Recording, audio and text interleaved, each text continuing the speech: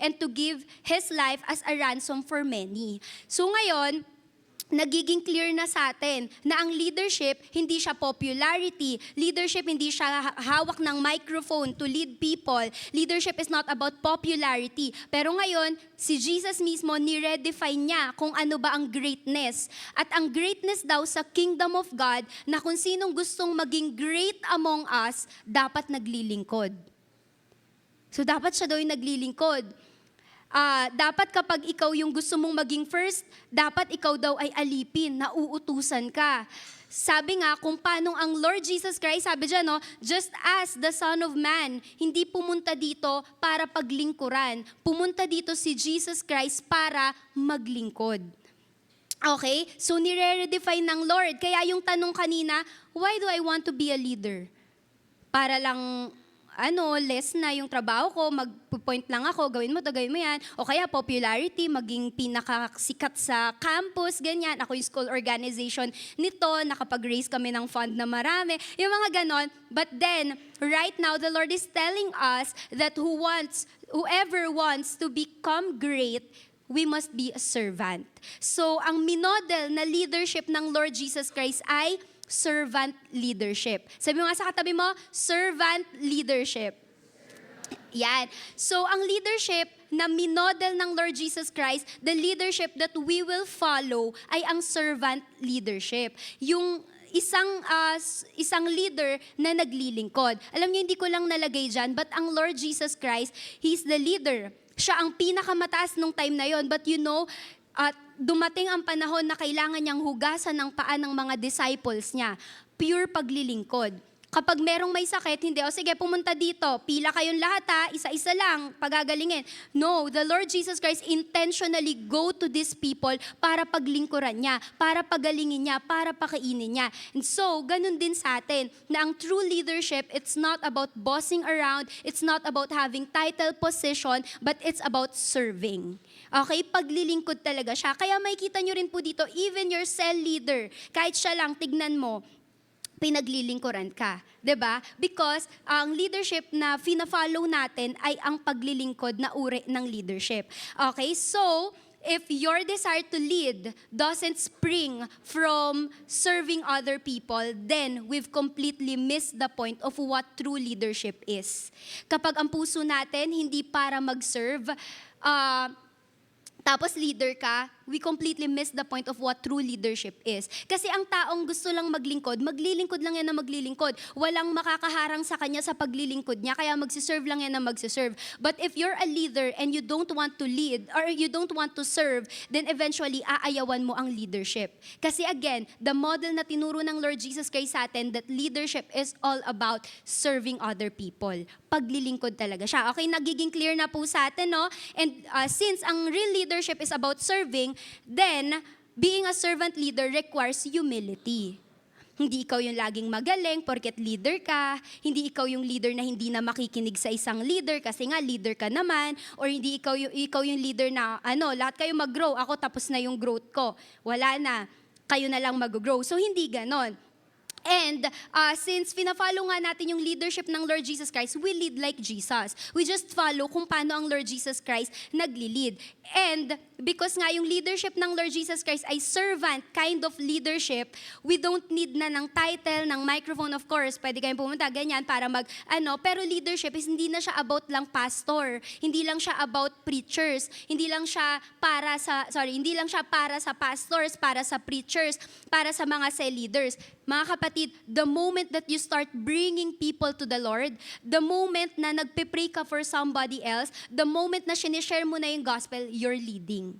Gets? So hindi na siya, kasi hindi pa ako sa leader ate din, kaya medyo, hindi ko pa gagawin yan. But again, mga kapatid, if you're starting to share the gospel to other people, you invite them to church, you pray for them, you're starting to lead na. So kapag ganun ang heart natin, we have a heart na nagsiserve, it's easy for us. I'm telling you, you're a potential leader of God. Kasi ang puso mo, maglingkod. Yung puso mo, yung para kang, may obsessive compulsive for the lost na kailangan maligtas lahat. Pag may hindi pa isang taong, kunyari, may isa pang taong hindi ligtas na hindi nagpupunta sa church na to, dapat shesheran ko yan. Yung ganong kind ng heart. Basta, ang heart mo ay maglingkod, then I'm telling you, you're capable of leading like the Lord Jesus Christ. Because Lord Jesus Christ leads ng may paglilingkod.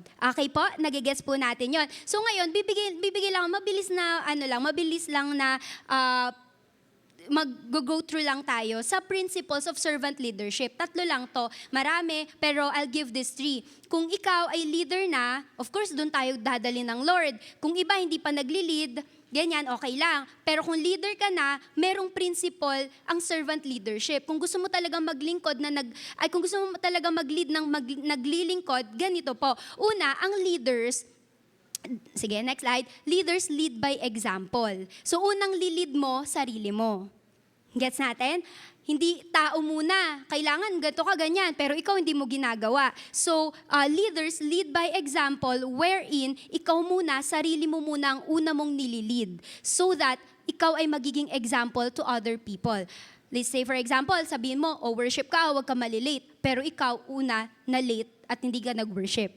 Gets natin yon? So, when we want to be a leader, we lead by example. Tayo ay worthy na i-follow. Tayo ay worthy na sundan nung mga sumusunod sa atin, nung mga tinuturuan natin. Ganyan. Pangalawa, gaya ng sabi ko kanina, ang leader, hindi makikinig. Leaders listen. Alam niyo po, I noticed na ang isang leader na suddenly nawawala sa pananambahan, suddenly bigla nang hindi niya naka-heart ang Lord Jesus Christ, it's because, first and foremost, they don't want to listen. And some moment of my life, I've been there na parang okay na topic na yan nung last time hindi na ako for me to listen pa because I learned something from that na before Kunyari ganon. But, a leader listens. Okay? Ang isang leader, nakikinig siya. If you want to lead, then you have to learn how to listen. Kasi po, hindi ko na siya i-run through, pero pwede niyong basahin yon sa 2 Kings 17. Doon in-emphasize yung importance ng nakikinig at danger ng hindi nakikinig sa Lord. So again, leaders listen. Listening is rare, especially among leaders. Kasi ang na-establish na uri ng pagiging leader sa mundong to is that siya ang boss. 'Di ba? Ang leaders, yung para bang wala na akong ibang pakikinggan, ako ang magaling, ako ang leader, ako ang sundin. 'Di ba po? Hindi naman lahat, pero yung bang listening ay somehow rare na sa generation natin. But then, leaders listen to their leaders. Hindi pwedeng ang leader ay hindi na nakikinig sa leader niya porket leader na siya. Gets mo natin? So, we always listen. Yan ang principle ng isang servant leader. Mababa ang loob, may humility, willing na magpakorek, willing na turuan ng leader niya. And ang leader, nakikinig din yan sa God-given friends. Ang leaders, nakikinig din yan sa critics. Di ba? We listen to critics, pero meron tayong wisdom how to respond to it. But servant leadership, we even listen to critics. Kapag kunyari merong gustong ipabago sa way natin mag-lead, sinabihan ka na sa leader mo na ganito dapat mag-lead, ganyan, we listen to the critics of other people so that we can improve. Kapag mali naman yung critics sa'yo, we will respond with wisdom. Pero a leader listens. Okay? Ang isang leader ay nakikinig. And of course, ang isang leader nakikinig sa Diyos. Okay po? Ang isang leader nakikinig sa Panginoong Diyos. Ang natutunan ko po, ang Lord hindi sumisigaw. Kaya kailangan mong maghanap ng tahimik na lugar para mapakinggan siya. 'Di ba? God rarely yells. Hindi siya sumisigaw para marinig mo. Kailangan mong maghanap ng napakatahimik na lugar para mapakinggan ang Lord. So, ang isang principle sa pagiging servant leader ay dapat nakikinig ka. Yung bang napakataas na pagpapahalaga sa pakikinig, sa paglilisten. Okay? So, next naman, ang leaders grow continuously.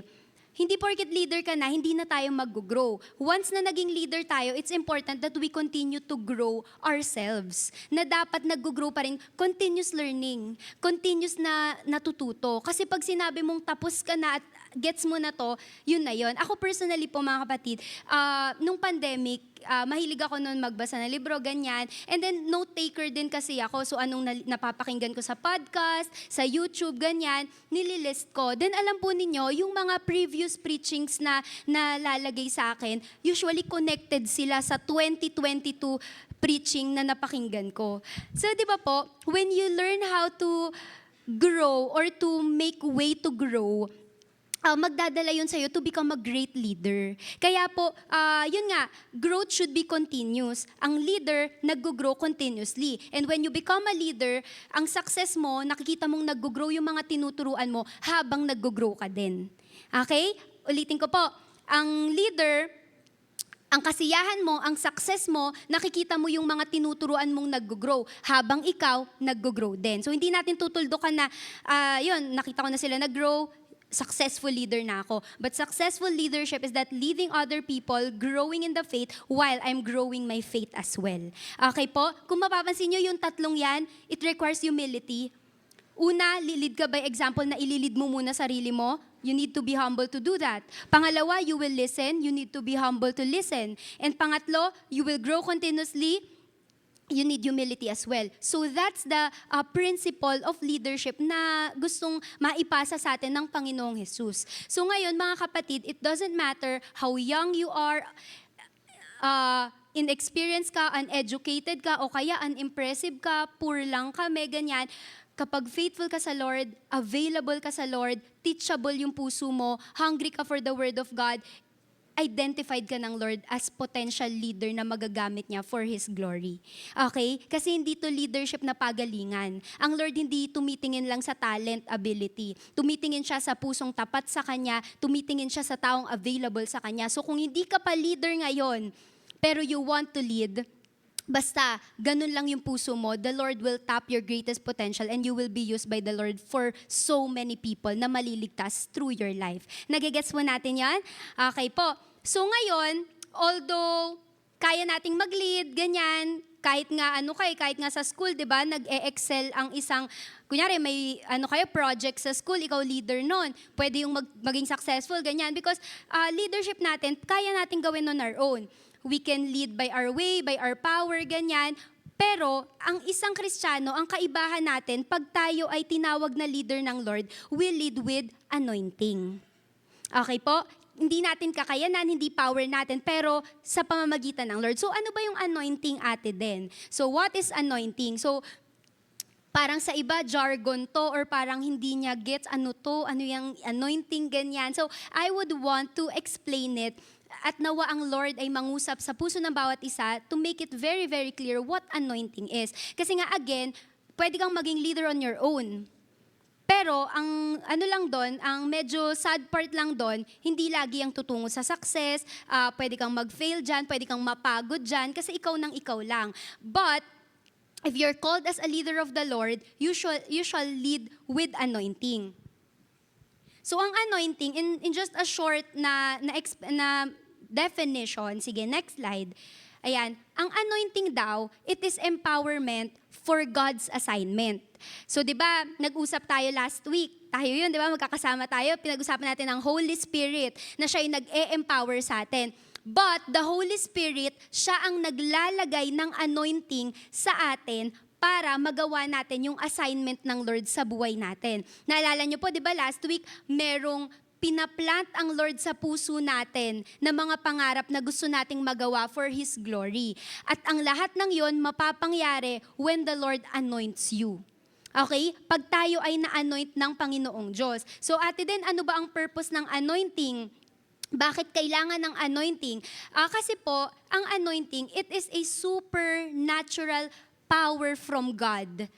Hindi para mag-show off ka, hindi para makitang magaling ka, but gagamitin mo yung anointing na yon para mag-serve at tumulong sa ibang tao na makabalik kay Lord. Meron tayong mga gustong gawin for the Lord na bigger than ourselves. 'Di ba? Mga bagay na ang lalaki na hindi mo magagawa on your own. Example, sa pagtiteach ng mga tao, 'di ba? We're not that capable, we're not that impressive. Even sa leading, sa healing, sa pagmamahal ng ibang tao, hindi mo yun magagawa on your own, pero ang anointing na ilalagay ng Lord sa iyo ang mag-e-empower para magawa mo yung assignment na yon. So okay lang kahit di ka magaling.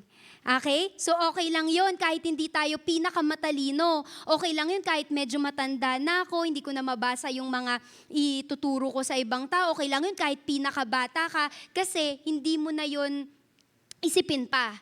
Basta ang Lord, ibibigay niya ang anointing para ma-empower ka sa assignment na ibibigay niya sa'yo. You'll just say yes to the Lord and the anointing, siya bahala. Okay po?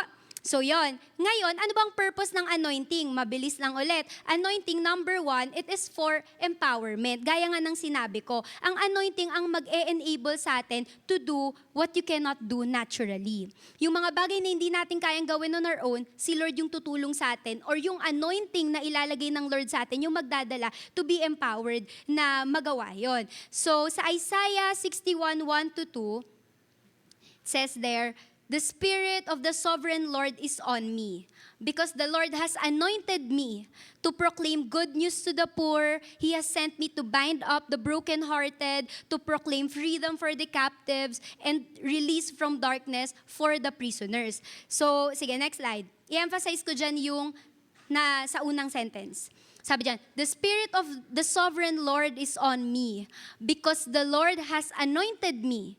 So ang Spirito daw ng Diyos ay nasa Kanya, kasi si Lord inanoint siya. So yun yung una, inanoint siya ng Lord. Anong following sentence dun sa verse? Sige, next slide. Yan, sabi dyan, binold ko yon. Sabi, "The Spirit of the Sovereign Lord is on me, because the Lord has anointed me." To what? For empowerment, na mag-proclaim ng good news to the poor. So, isi-share ko ang gospel sa mga poor.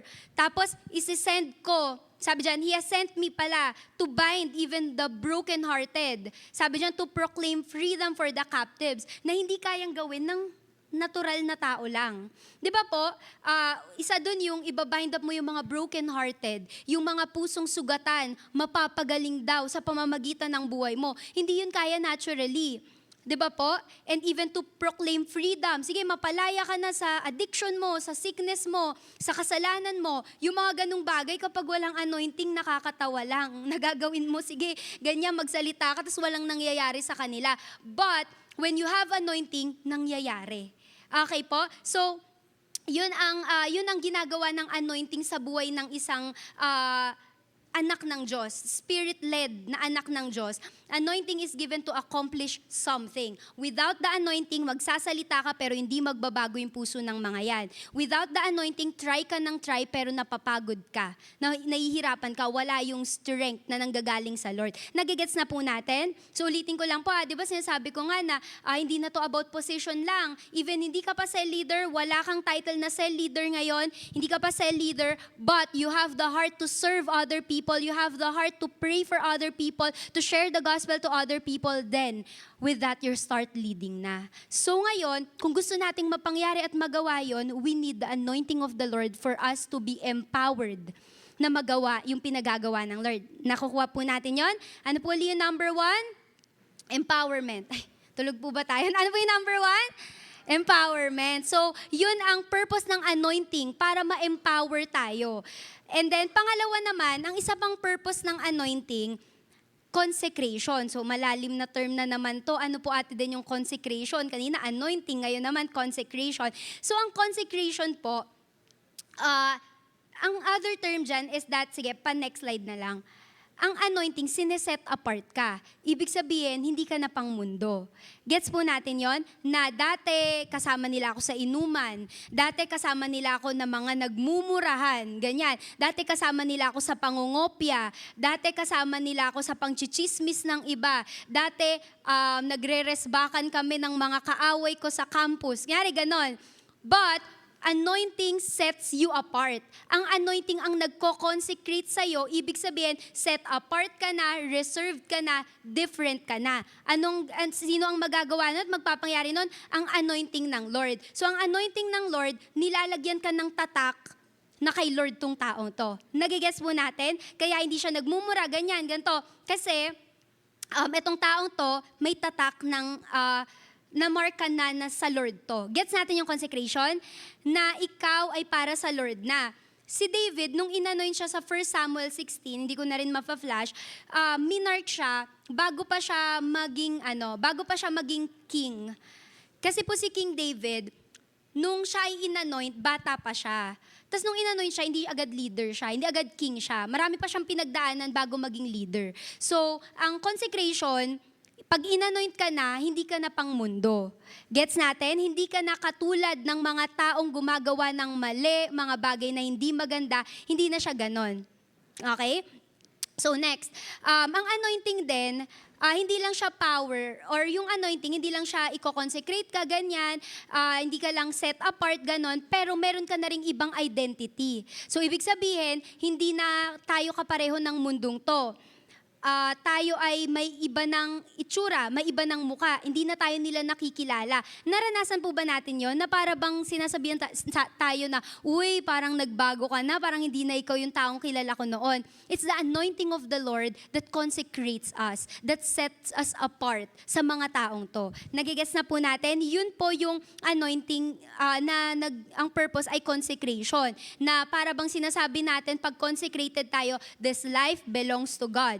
Not for sin, not for lust, not for anything. This body, consecrated para sa Lord, this belongs to God. Okay po? Nagigets natin, yun yung purpose ng anointing, kinoconsecrate tayo. Sinasabi natin na itong buhay na to, may divine purpose tong gagawin. Meron tong malalaking bagay na gagawin for the Lord, that's why hindi mo aalaw na kung paano ka nalang gamitin ng mundo. Kasi para sa Lord ka na. Okay po? Nagigets po natin yon. Number 1, empowerment. Pangalawa, consecration. Pangatlo po, ang purpose ng anointing ay freedom. Pagpapalaya as well. Tayo po, kala natin malaya lang tayo. Kasi ang sinasabi ng mundong to, malaya, ibig sabihin, gawin mo anong gusto mo. Di ba ganun po yung freedom? Do what you want. That's freedom. But ang freedom in the Lord is that you're free from all sin. You're free from doing anything that enslaves you na hindi nagigive ng glory sa Lord. Gets po natin yon? So, iyon po yung gustong gawin ng Lord when we're anointed. Di ba as a Christian, minsan tayo ay nag-i-struggle sa maraming bondages ng buhay. Example doon, sino dito parang paulit-ulit na natatakot? Alam niyang tinawag siya ng Lord, pero pag, kunyari, papapuntayin na sa Giants, tapos kailangan nang mag-share ng gospel sa maraming tao, natatakot siya. Bondage yon. Gusto kang palayain ng Lord sa takot na paulit-ulit na ganon. Kunyari, addiction. Paulit-ulit na, yung bang, di ba pag addiction, gustong-gusto na laging ginagawa, ganyan. When you're addicted into something, bondage din po yun. Gusto kang palayain ng Lord doon. Bitterness ng puso, insecurity mo, patterns of sin, paulit-ulit na kasalanan ng buhay mo, ganyan. Yung ganong mga bagay, gusto kang palayain ng Lord doon. At ano po uli ang kailangan para tayo ay makalaya doon or yung magkaroon ng freedom from that? Anointing din. So nakikita po natin how important it is to be anointed by the Lord. Gaano ka-importante na tayo as a leader ay anointed ng Panginoong Diyos. Okay po? So, sa Isaiah 10:27, sabi po dito, and it shall come to pass in that day that his burden shall be taken away from off thy shoulder, and his yoke from off thy neck, and the yoke shall be destroyed because of the anointing. Ano daw? Yung nagpapabigat daw sa taong to, mawawala because of the anointing. Okay? May nagpapabigat ba sa'yo?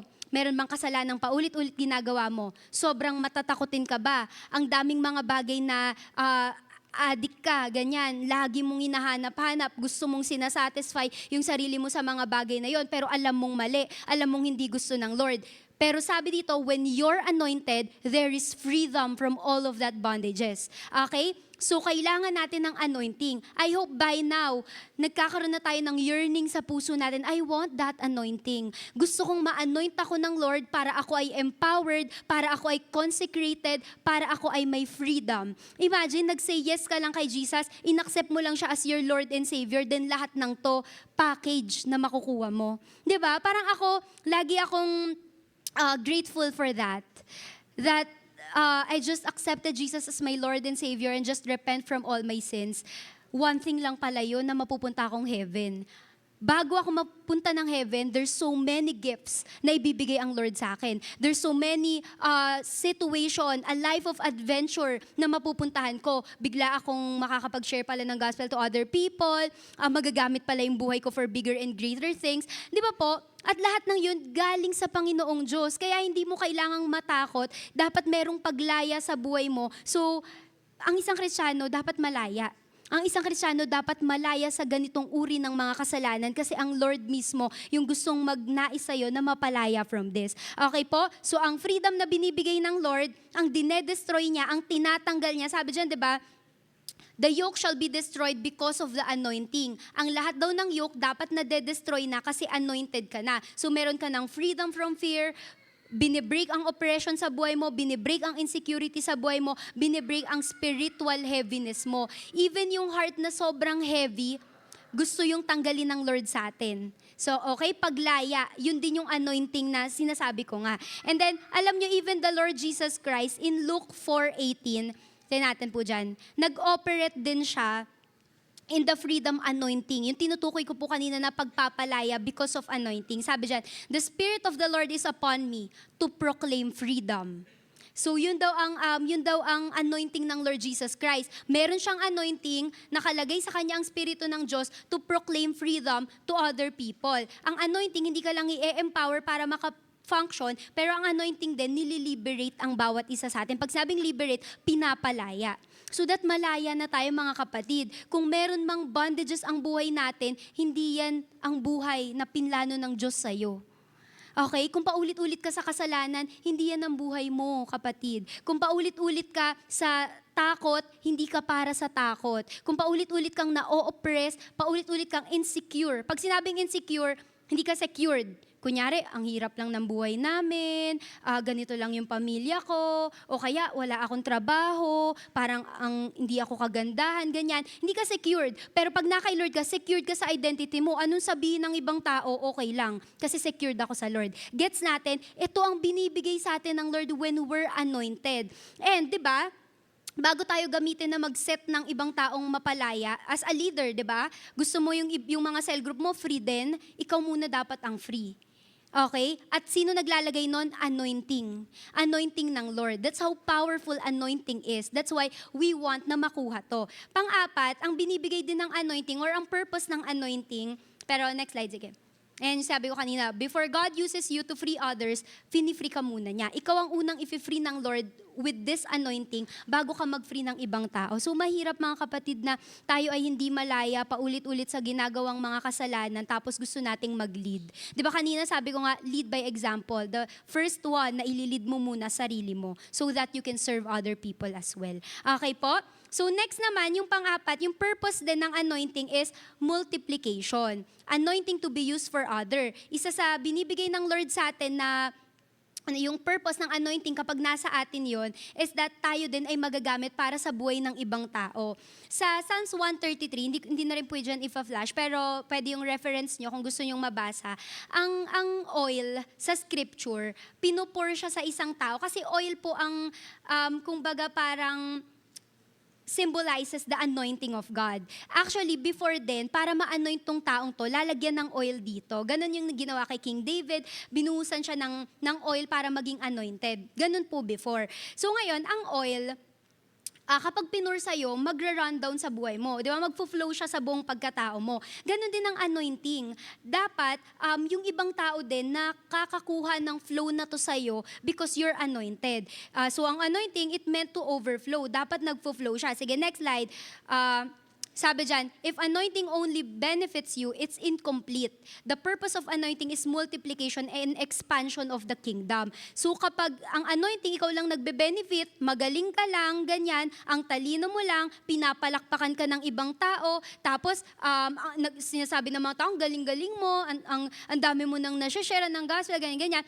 Pero kapag ang anointing ikaw lang ang nabe-benefit, wala, na incomplete ang power ng anointing sa'yo. Kasi ang purpose ng anointing is that you will multiply and you will expand the kingdom of God. Ganun po yung anointing. Ganun yung nilalagay ng anointing po sa bawat isa sa atin. And next slide, sabi din dyan, anointing produces fruit beyond you. Hindi lang sa'yo, pero dapat nakikita din because of your fruit na ikaw ay anointed. So hindi siya puro ikaw yung nakikita ganyan, pero even yung ibang tao, ganyan, nabe-bless because of the anointing that you have. So nagets na po natin yung purpose ng anointing.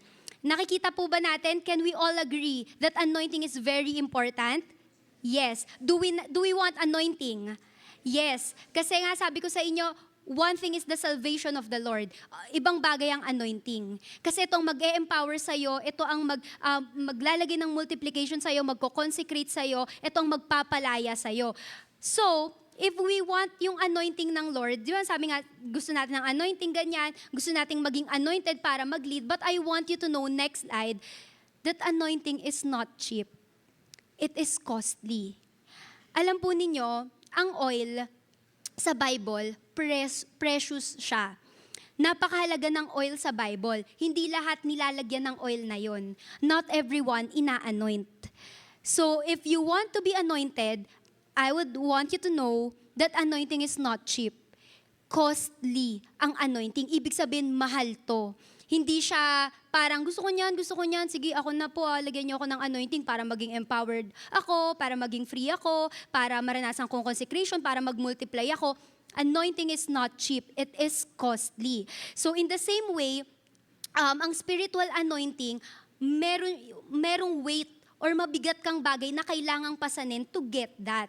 So, pag-usapan lang natin, what are the cost of anointing? If we want to have anointing sa buhay natin, ulitin ko, hindi siya madali. Yung parang, Lord, gusto ko anointing, please lagay mo yan sa buhay ko. Gusto para, Lord, empowered ako, para makakapagpalaya ako ng ibang tao. Lord, para makita nila, powerful akong Kristiyano. I want that anointing. But again, hindi cheap ang anointing. Costly siya. Number one, ang anointing, para makuha mo, it requires a pure heart. So, hindi lahat, parang it's as easy as it is, parang na makuha ko yung anointing na to. But anointing requires a pure heart. Because God does not anoint talent. God anoints the heart. Ang ina-anoint ng Panginoong Diyos ay puso, hindi talento. Okay? So God, next slide, God cannot pour anointing on someone whose heart is divided, prideful, and self-serving. Gusto natin ng anointing. Pero again, it requires a pure heart. Sa tingin nyo, ang anointing papasok sa isang taong punong-puno ng kasalanan? Sa isang taong divided ang puso? Half-hearted sa kanya? Mayabang? Hindi kayang maglingkod? Tapos sarili lang ng sarili yung iniisip? I don't think that the anointing of the Lord will take place on that kind of person or that kind of disciple. Because again, ang anointing ng Lord, it is costly. At una, ang kailangan mo, ang nire-required ng Lord, pure heart. Pag sinabi nating pure heart, mga kapatid, hindi yan yung heart na walang kasalanan. Pag pure heart, undivided. Ibig sabihin, walang contender si Lord sa puso mo, ang pinakamahal mo, ang pinaka-iniibig mo, ang Panginoong Diyos. That's what it means to have a pure heart. Ibig sabihin, siya lang ang iisa. Alam niyo po si Samuel, nung inanoint niya si David, nung nag-anoint siya, kasi inutusan ng Lord, kasi nga po, di ba si Saul, yung king before si David, parang may nangyayari ng rebellion sa heart niya, hindi niya na sinusunod si Lord. So si Lord na mismo, sige, pumunta ka dito sa pamilyang to, hanapin mo yung next king of Israel. Pero alam niyo si Samuel, very careful siyang hinahanap sino yung anointed na yon. Sino yung i-anoint na yon. Si David ay hindi strongest. Hindi din siya yung pinakamatangkad, ganyan. Kaya nga parang hindi siya, list talaga siya. Actually, hindi siya kasama sa line-up. Hindi siya invited. Sabi, hindi ko lang maalala kaninong anak si David. Okay, basta yon.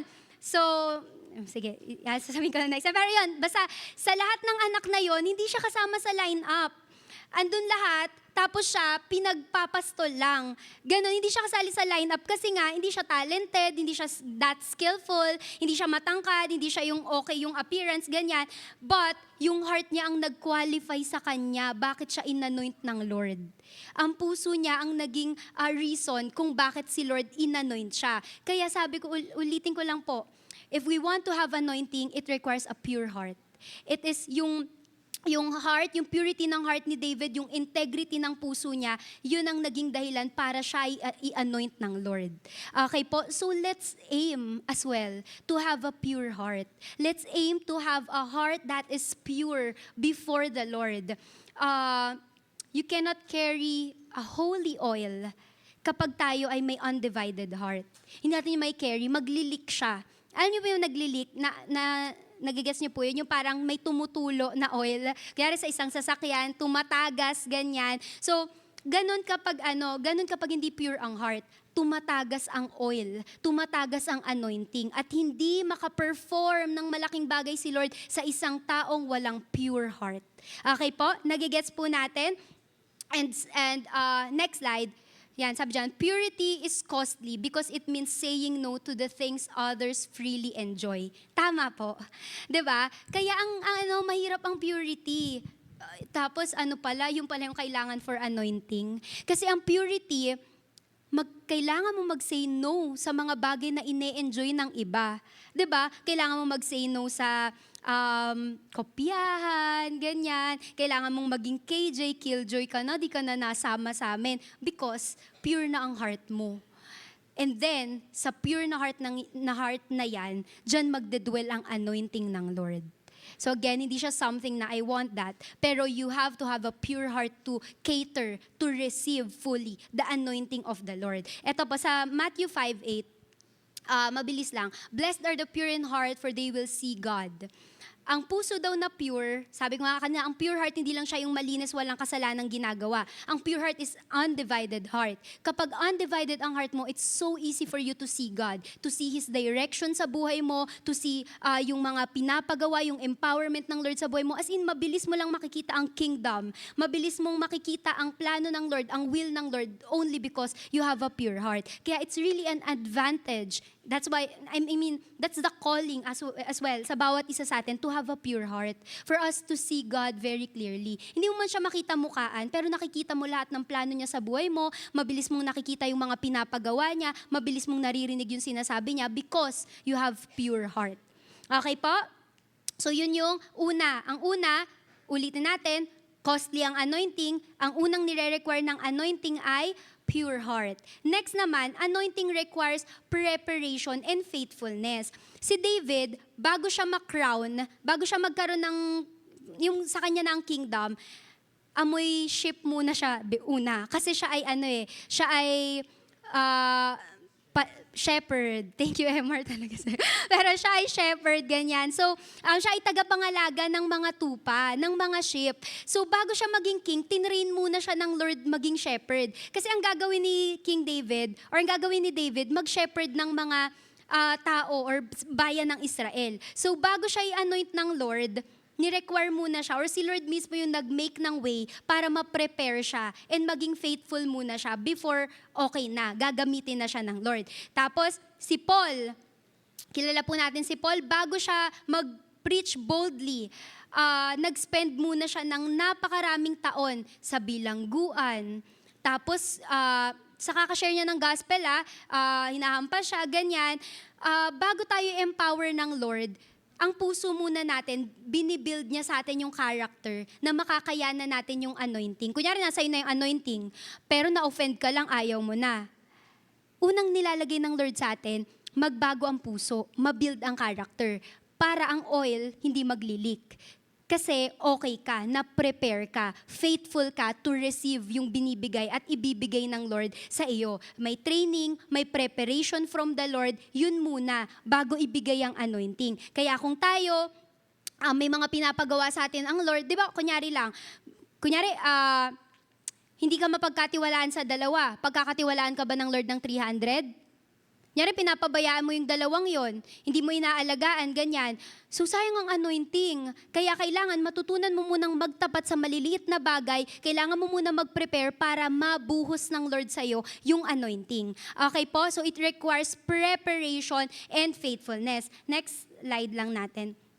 Ayan, anointing flows to those who are faithful in small things. Next slide. Yan. Many want public anointing. Gusto natin, nakikita tayo ang galing natin, mga tumatayo dito, gusto ko one day tatayo din ako dyan, ganyan. But, Kukunti lang ang merong private preparation. Paano yung private preparation? You pray. You come to God. You ask for Him to fill you with His presence. You enjoy the presence of the Lord. Yun po yung tinutukoy dito, that you prepare and you're faithful even private. Kahit walang nakakakita. It's easy to be faithful when people see us. 'Di ba? It's easy to be faithful kapag nakikita ng tao na nagde-devotion ako. 'Di ba? Nakikita ko na sa leader ko na ganito, ganyan. But, iba yung meron kang public anointing kasi yung private preparation mo, ibang bagay. Different sila. Okay po? And then pangatlo, anointing requires sacrifice.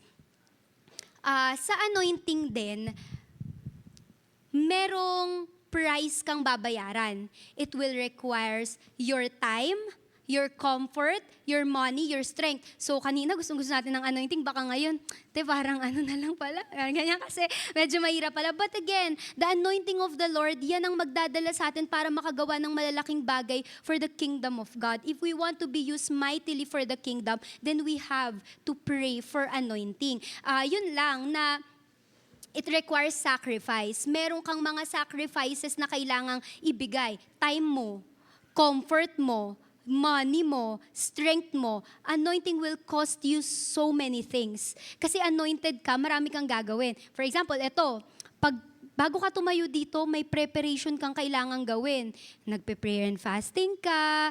Alam yan, ang ibang mga preacher, ganyan, marami kang preparation, maraming tulog na hindi mo mamimit para lang makapag-prepare ka, ganyan. Because ang anointing, costly. Ang anointing, it will cost sacrifices, maraming sakripisyo.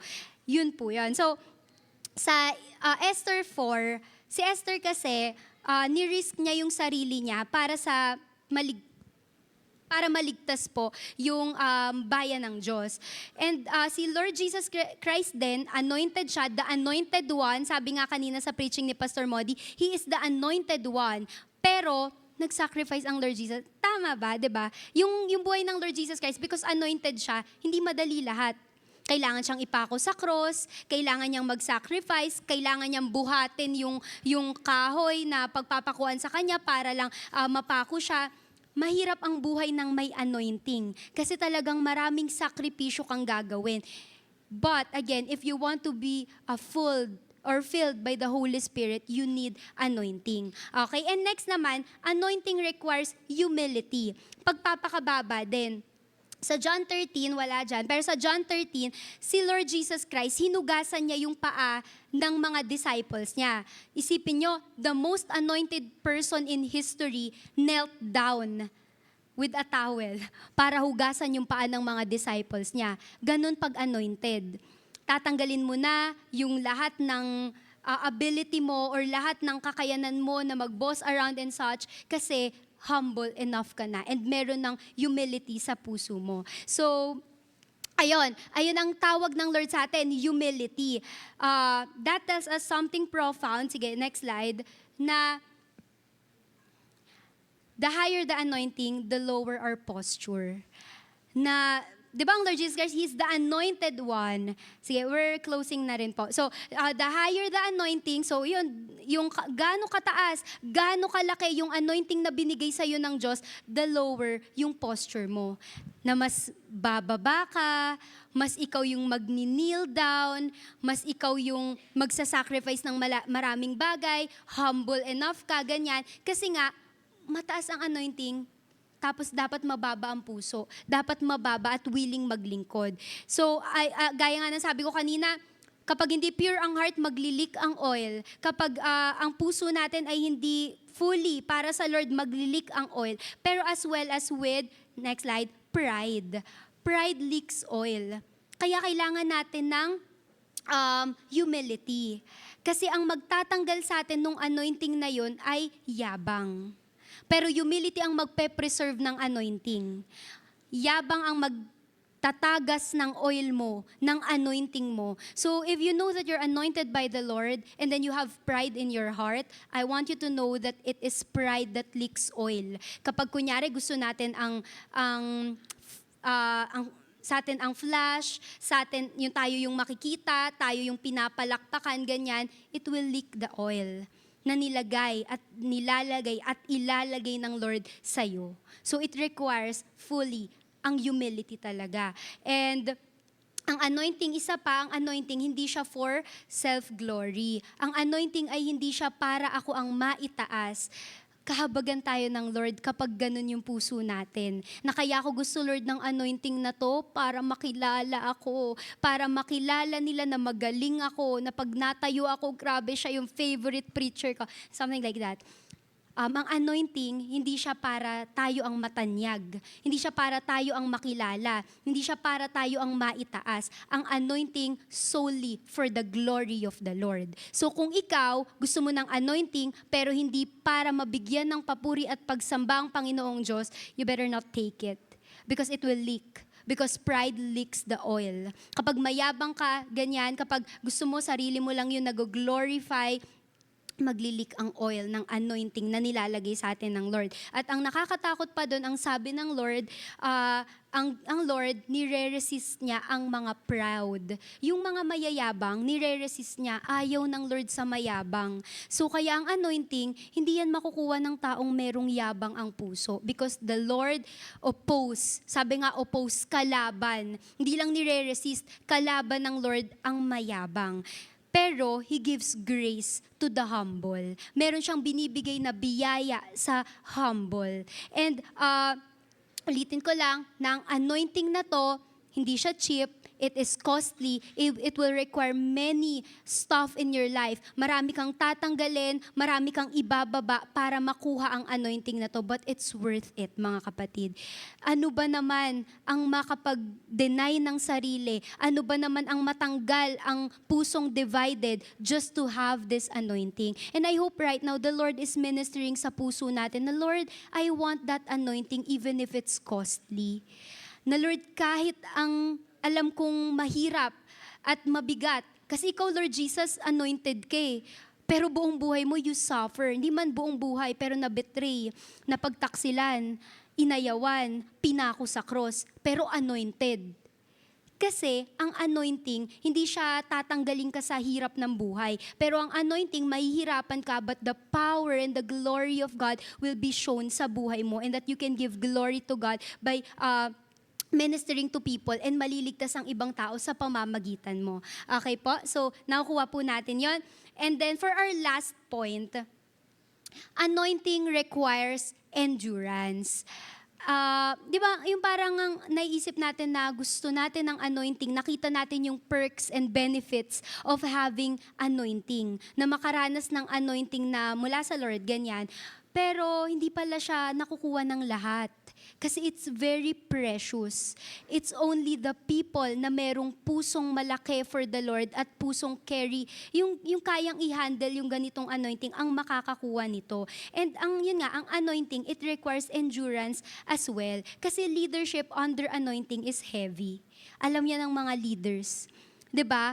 Ang pagli-lead, tapos anointed ka, mabigat siya, heavy siya. Kasi kapag anointed ka, it will not remove yung opposition. Ang anointing mag-i-increase, pero yung opposition andun pa rin, yung bigat ng puso andun pa rin, yung mabigat na dinadala mo andun pa rin, yung ang dami mong nararamdaman, pero anointed ka ng Lord. Nararanasan niyo po ba yun? Na hindi ka kasi na-excuse sa hirap ng buhay pag anointed ka.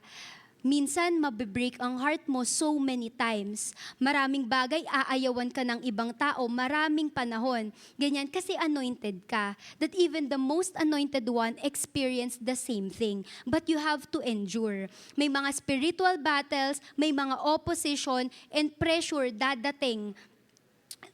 Kasi kasama siya sa calling na meron ka. Pero for the sake of the call, are we willing na ma-receive ang anointing? For the sake of the call, okay lang mahirapan. For the sake of the call, okay lang kahit ma-persecute ako. Okay lang kahit mag-endure ako ng napakaraming bagay. That even Paul, na-imprison siya, na-reject siya. Si David, anointed siya pero hinahunt siya ng mga army ni King Saul. Si Lord Jesus Christ, anointed siya pero kinrucify siya. Anointing will lead us as well to crucify many things sa buhay natin. Maraming bagay ang aayawan mo para sa anointing na to.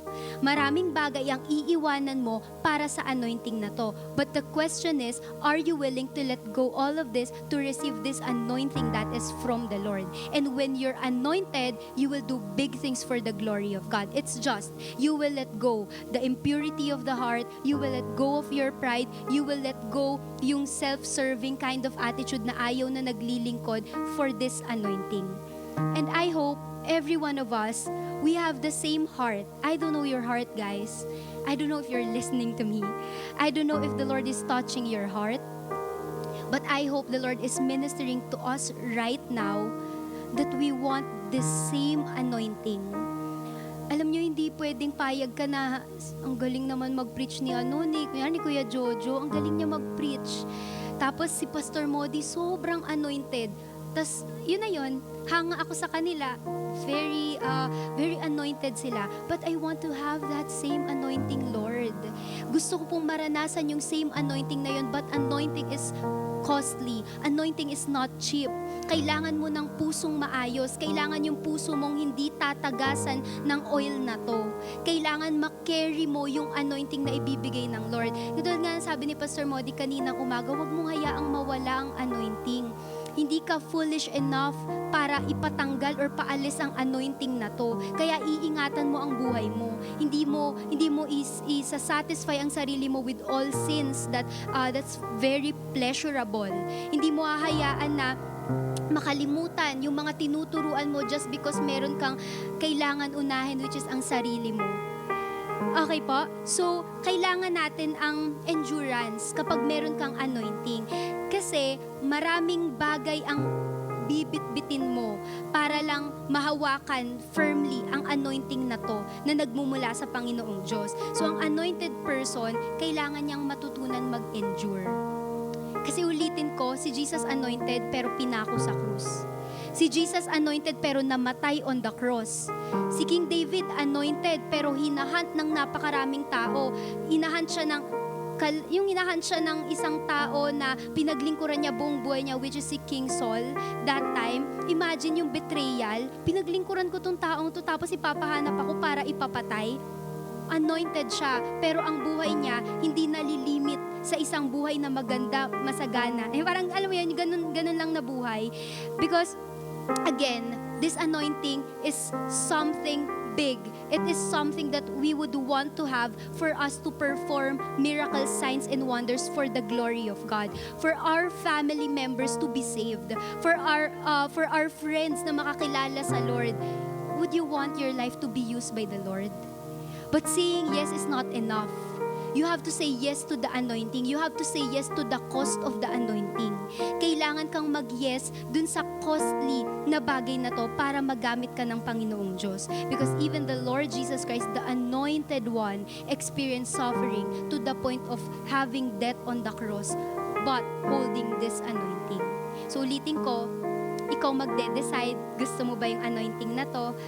Pero mahihirapan ka, pero gagamitin ka sa malalaking bagay, ikaw na lang yung magde-decide if willing ka. Okay po? So, ulitin ko, the oil is costly, pero ang maganda doon, ang Lord, i-entrust niya naman yung anointing na to sa kaya yung buhatin. Ibig sabihin, yung character mo, okay enough to carry the anointing. Na kapag kunyari in-offend ka, na-offend ka ng sobrang bigat, ganyan, pero kaya mo na mag-overcome. Ibibigay ng Lord yung offense sa'yo. Pero alam niya kaya mo i-overcome. Pero ma-offend ka. Gets natin? So may mga hirap, may mga pagsubok, pero ang Lord yung magdadala sa atin para magawa yun. So God gives anointing to those who are willing to pay the cost. The cost of having a pure heart. The cost of faithful service. The cost of humility. And the cost of endurance. Masyadong mabigat, masyadong mahal, ganyan. Pero if you're willing, the Lord wants to use you. Hindi ka na lang nabubuhay sa mundong to para maglaro, para mag-aral, para magtrabaho. Yung gaya sabi ko po kanina, si Lord, kung naligtas tayo, heaven na dapat agad. Kasi mahal na mahal tayo ng Diyos na ayaw niyang separated tayo sa Kanya. But the only reason sa pag-iisip ko, the only reason that we're still here, for other people to be saved through your life. Na kahit hindi ka pa cell leader, kaya mong mag-serve sa ibang tao. Ang anointing, hindi siya para sa cell leader lang. Yun yung sinasabi ko kanina, ang anointing hindi para sa preacher lang. Ang anointing ay hindi para sa mga pastor lang. Ang anointing ay para sa lahat na gustong maglingkod sa Panginoong Diyos at gustong makakilala ang ibang tao sa pamamagitan ng buhay niya. So, yan, sige, next slide. Sabi dyan, the greater the anointing, the greater the preparation. Kung gusto natin ng anointing, let's ask the Lord to prepare our hearts na pag binigay ang anointing na to, hindi na siya tatagas sa atin. Ako po, may mga times na sobrang on fire. Ang dami kong mga bagay na gustong magawa for the Lord. Pero at some point of my life, I allowed na magkaroon ng leak yung puso ko. Kaya nawawala yung anointing. Di ba meron po tayong ginagawang re-anointing? Gusto nating ma-anoint ulit, ganyan. And the Lord is moving in this room and He wants to anoint those who are willing. Those who are available, those who are faithful, those who are willing to pay the cost of having this great, great anointing so that you will be used for this nation, for your friends, for your family, and for the next generation. Wala nang ibang reason ba't andito ka pa. Ito na lang, gagawin mo to, pero kailangan mo ng anointing. Alam po ninyo, ako, personally, lagi ko yung sinasabi sa mga cell group ko, na andun na ako sa point ng buhay ko na wala nang lasa yung mundo sa akin.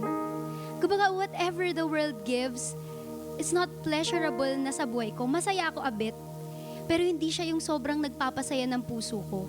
The only joy that I have in my heart is to advance the kingdom of God. That I know that the Lord is using me. But I cannot do that without anointing. That's why I need to take good care of my heart. I need to take good care of my relationship with the Lord for me to be used sa kingdom na to. Diba sabi ng Lord, whoever is thirsty, come to me. You will never be thirsty anymore. Sabi ng Lord, I am the bread of life. Sinong kakain ng bread na to, hindi na magugutom kailanman. And nagets ko yun. After all the years na lagi ko siyang nababasa, na now na I am filled by this living water, Jesus is our living water, I'm not thirsty anymore. Hindi na ako thirsty sa power, hindi na ako thirsty para yumaman, hindi na ako thirsty para maging maunlad ang buhay. Hindi na siya attracting sa mata ko. Hindi na siya attracting sa puso ko. The only thing that I want to do is to advance the kingdom of the Lord.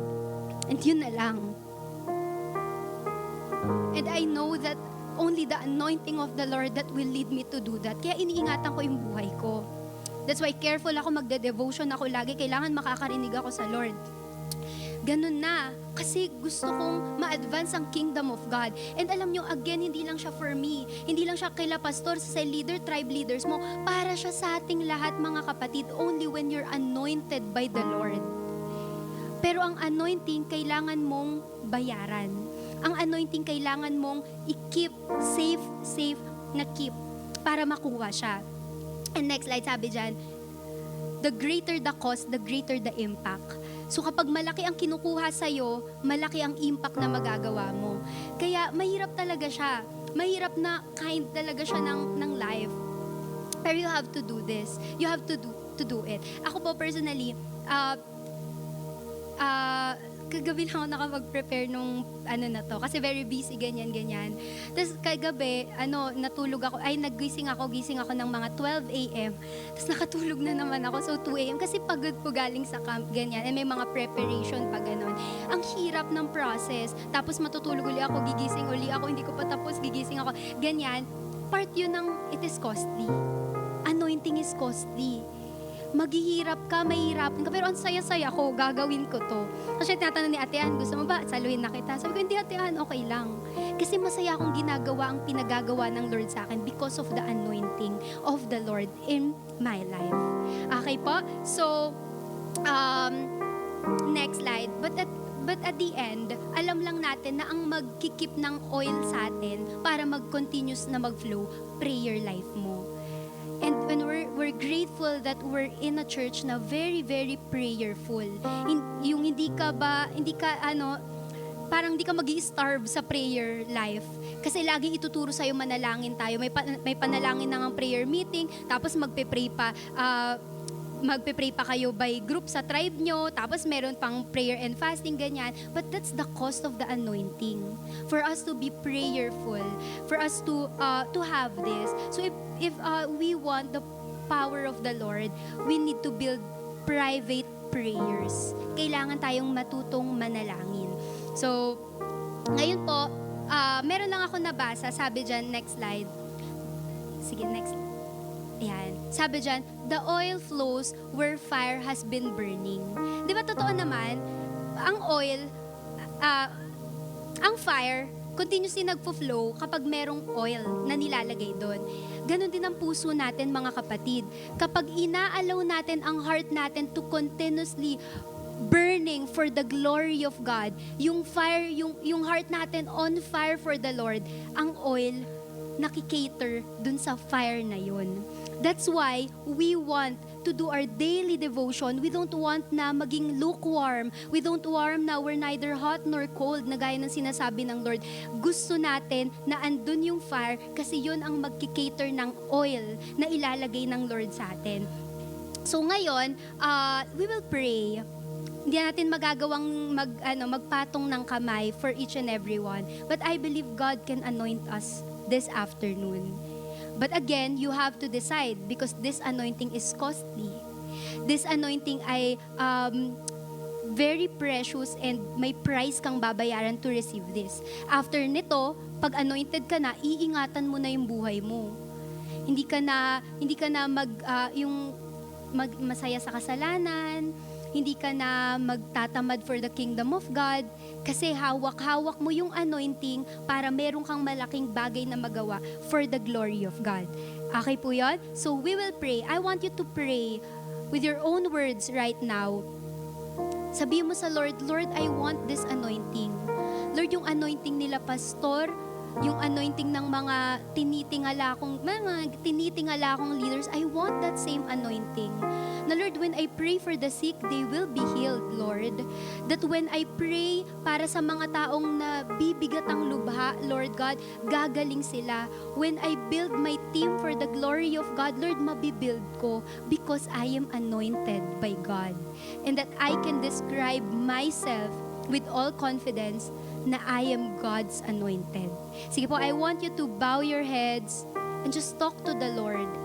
Ask for the Holy Spirit to come into your life and that you will be anointed to do big things for the Lord. Sige, let's pray, mga kapatid. Open your mouth. Maybe right now you're having a hard time to pray. Parang hindi ka makapag-pray talaga. Pero right now, come to the Lord. Right now, ask God, Lord, I want this anointing. Lord, bigay mo tong anointing na to para makapag-serve ako, para makapag-lead ako, Panginoong Diyos.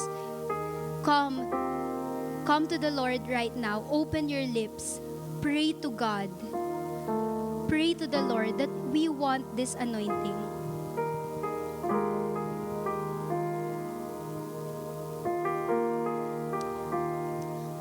Lord, right now, we thank you for your presence, O God.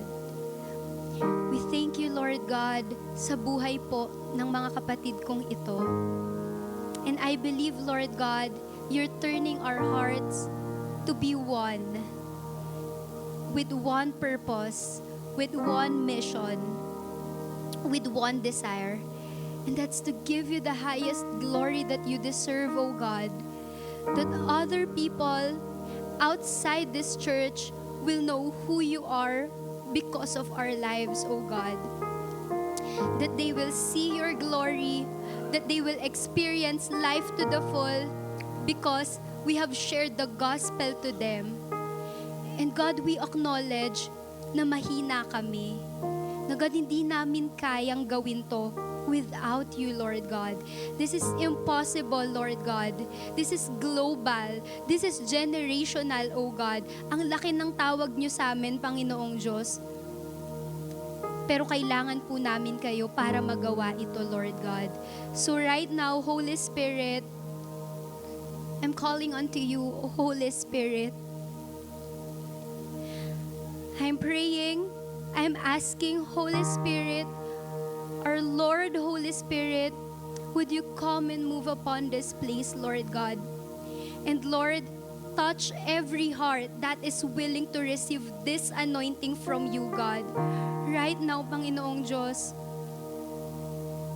praying, anticipating, pleading you, Lord God, asking you, Panginoong Diyos, na i-feel po ninyo ang heart ng bawat isa sa amin so we will have this anointing, Lord God. Na magagawa po namin, Panginoon, ang pinagagawa nyo sa amin, Lord. Right now, mga kapatid, feel the presence of the Lord. Receive the Spirit of God. Receive the oil that will lead you to do big things for the glory of the Lord. Tanggapin mo ang anointing na to. Tanggapin mo ang oil na to. And now, you will take good care of that oil. You will do everything to keep your heart burning so the oil will be sheltered in that kind of heart. Kapatid, right now, tanggapin mo ang banal na spirito sa buhay mo so that once naaalis ka ng lugar na to, and you will be sent out to the nations, you will be sent out to the campuses, you will be sent out sa workplaces, you will do big things for the glory of God, that other people will know who the Lord Jesus Christ is because of your life. Right now, kapatid, receive the Spirit of God, receive the Holy Spirit, receive the Spirit of the Lord.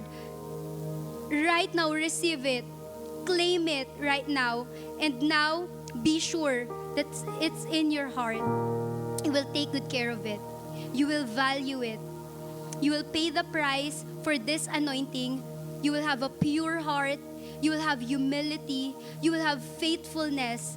And the Lord will do something big in your life right now. Claim that. Claim that in Jesus' name. Lord, salamat po, Panginoong Diyos.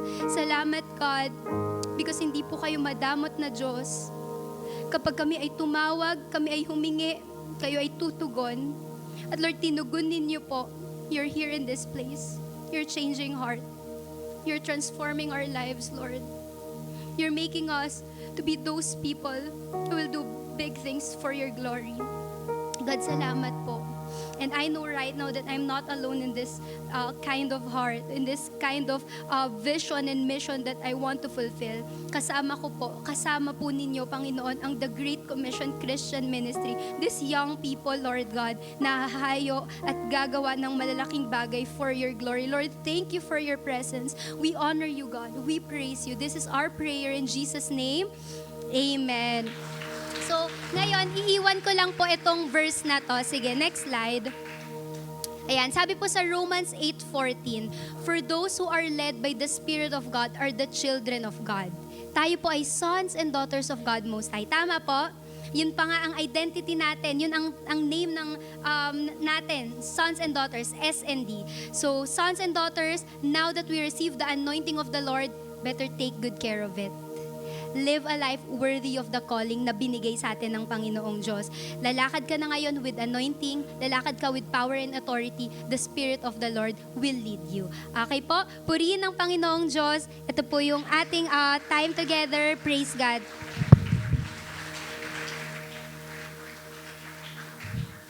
Okay, itatanong ko lang din po pala, sino sa unang pagkakataon ay nakasama po namin ngayon? Sige, pwede pong taas kami or tayo na lang. Wag po kayo mahiya. Sige, tayo po tayo sa mga first. Ayan, may nakita po ako doon. Meron din dito. Sige po, meron pa po. Ayan, meron pa tayong kasama. Palakpakan po natin yung mga nakasama natin sa unang pagkakataon. We welcome you here.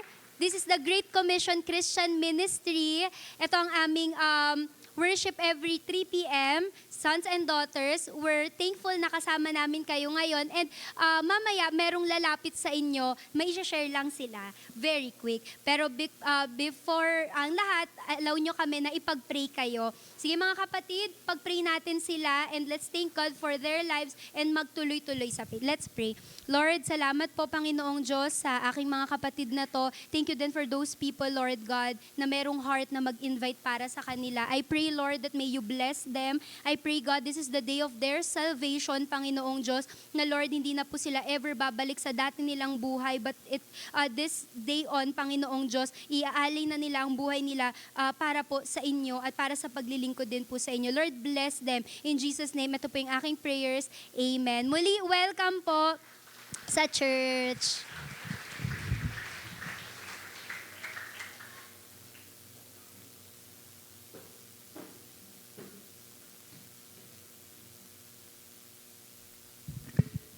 Yan, very very eye-opening and fruitful, empowered, no, yung topic natin today. Sabi nga kanina sa preaching, before God empower us, inaayos muna yung puso para ma-handle natin yung ibibigay ng Lord. And yung pag-aayos na yon, very in-emphasize kanina, no, na yung pag-aayos ng puso na yon, that is very costly. It requires submission to the Lord, obedience, at talagang pag-deny siya ng sarili, mga kapatid. So if you want that anointing, sabi nga kanina, kailangan ng submission, ng pag-obey talaga sa Lord. Ngayon naman po, dako naman po tayo sa ating tithes and offering. Handa po natin ang ating mga tithes and offering and tinatawag po natin ang ating ushers. And let us pray po, mga kapatid. And reminder, mga kapatid, huwag po tayong mag-iwan ng kalat dito sa ating hall. Ingatan po natin yung mga juice na matapon sa loob. Marami pong basurahan sa labas. Clean as you go po tayo. Sige po, let us pray.